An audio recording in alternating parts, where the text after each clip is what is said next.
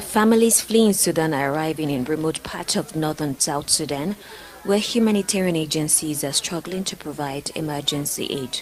Juma Ajol first fled her home in South Sudan to a refugee camp in Ethiopia's Gambela region and later moved to Sudan, where she hoped to rebuild her life. But when conflict broke out in Sudan in April, she escaped with her family across the border to South Sudan.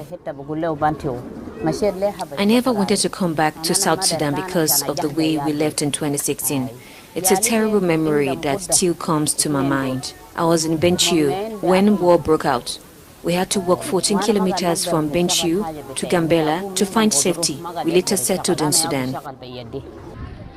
The rainy season and a lack of donor funding has hampered efforts to help people move away from the border, worsening the humanitarian situation at the increasingly overcrowded transit center in the border town of Renk.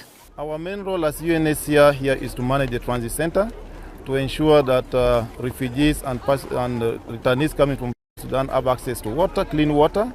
They have access to food. They also have available sanitary facilities, including core relief items when they just arrive. The influx of South Sudanese returnees and refugees from Sudan is putting pressure on the limited resources of a country recovering from a protracted civil war and the devastating impact of climate change. For UNHCR, we are taking all refugees to Maban, where we have the refugee camps.